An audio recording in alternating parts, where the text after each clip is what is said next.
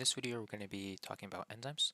Enzymes work with energy by dramatically lowering the activation energy, which is the hill needed for the reactants to climb in order to proceed with the reaction. This obviously is a vital life process, and it's needed to happen quickly at body temperatures, and this happens in things like breaking down food for fuel or building molecules. It's important to note that enzymes themselves, they don't provide the energy, but they act as catalysts that bring the reactants together in a perfect way through substrate binding to make energy conversion efficient and rapid. So here we can see in the graph two different energies, two different reactions proceeding, one with the enzyme and one without the enzyme. In the one without the enzyme, we see that the activation energy is much higher, and so that hill that the reactants need to overcome is much higher, and the reaction most likely won't proceed as efficiently. And with the enzyme, we see how this activation energy is dramatically lowered, making it easier for the reaction to proceed in the forward directions. It's also important to note that the enzymes, they don't change the energy of the reactants or products, only the path that the reaction takes. I've discussed so far that enzymes lower the activation energy barrier, and now we're going to discuss the different strategies that these enzymes use to lower that barrier. So there's four main strategies. The first one being acid-base catalysis. In this one, enzymes act like acids or bases to help with proton transfer. In covalent catalysis, enzymes form temporary covalent bonds, helping with electron movement, like acting as what's called an electron sink.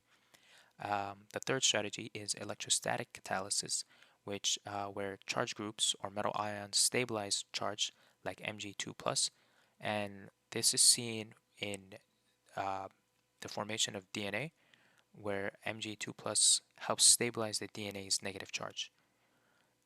And the fourth strategy is proximity and orientation. Enzymes bring molecules together and align them so that collisions are more frequent and productive, and which would help the reaction proceed quickly and more efficiently. Our next topic is going to be the induced fit model, and it describes the idea of enzymes and substrates not fitting like puzzle pieces with each other.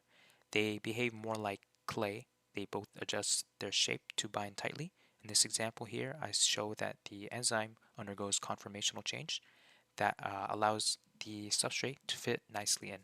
And so initially we see that the enzyme and the substrate would not fit with each other, but after undergoing the conformational change, the substrate is able to fit in and the products are able to be formed. And the induced fit model describes that tight binding state seen in the third drawing, and that's when catalysis is at its strongest.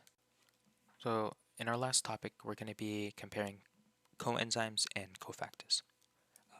Some enzymes need help with progressing the reactions.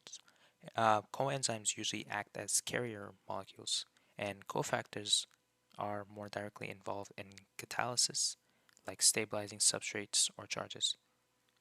An example of this is in DNA polymerase, which uses magnesium as a cofactor to stabilize negatively charged DNA.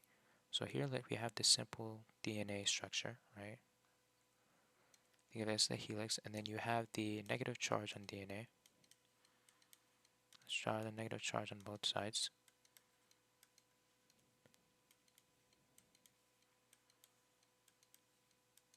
Right, so it's completely negatively charged, and then you have the magnesium, which acts to stabilize the charge, and it's acting as a cofactor.